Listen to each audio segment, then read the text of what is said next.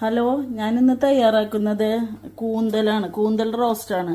ഇതിലേക്ക് 2 ഇടത്തരം സവാള എടുത്തിട്ടുണ്ട്, ഒരു വലിയ ഉണ്ട വെളുത്തുള്ളി, ഒരു വലിയ കഷ്ണം ഇഞ്ചി, ഒരു 6 പച്ചമുളക്, പിന്നെ കറിവേപ്പില ആവശ്യത്തിന്. നമുക്ക് തയ്യാറാക്കാം. ഇനി ചട്ടി ചൂടായിട്ടുണ്ട്, നമുക്ക് വെളിച്ചെണ്ണ ഒഴിച്ചു കൊടുക്കാം.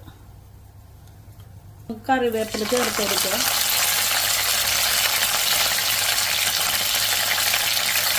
സവാളയും ചേർത്ത് കൊടുക്കും ഇതിലേക്ക്.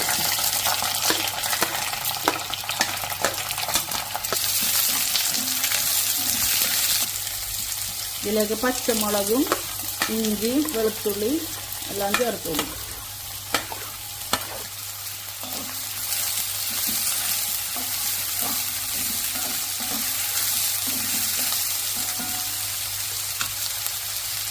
പെട്ടെന്ന് വഴന്ന് കിട്ടാനായിട്ട് കുറച്ച് ഉപ്പ് ചേർത്ത് കൊടുക്കണം. ഇത് നല്ലോണം ഒന്ന് ഫ്രൈ ആയിട്ട് വരട്ടെ.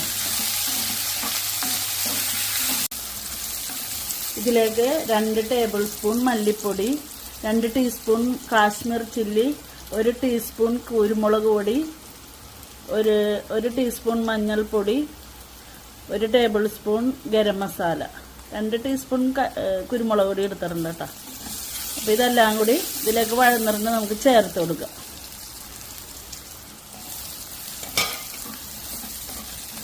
നല്ലോണം മൂത്തറിണ്ട്. നമുക്ക് ഇതിലേക്ക് തക്കാളിയും കൂടി ചേർത്ത് കൊടുക്കും. 1 തക്കാളിയാണ് എടുത്തേക്കുന്നത്.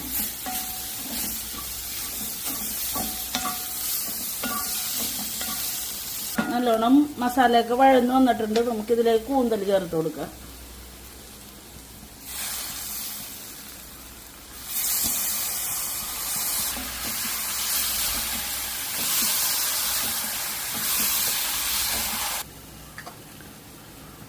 ആവശ്യത്തിന് ഉപ്പും ചേർത്ത് കൊടുക്കുക. ഇതിലേക്ക് ഉപ്പ് നമ്മൾ കുറച്ച് നേരത്തെ ചേർത്തിട്ടുണ്ട്.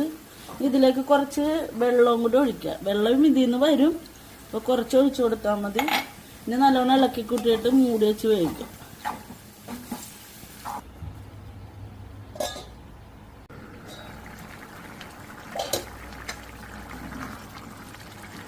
എന്താ നിറച്ച് വെള്ളം ഒഴിപ്പം. ഞാൻ പറഞ്ഞില്ലേ വെള്ളം വരുമെന്ന്. കൂന്തലിൽ നിന്ന് വെള്ളം വരും. ഇത് നല്ലോണം വറ്റി വരണം ഈ വെള്ളമൊക്കെ. അങ്ങനെ നമ്മുടെ കൂന്തൽ റോസ്റ്റ് തയ്യാറായിട്ടുണ്ട്. തീയെല്ലാം ഓഫ് ചെയ്യാം.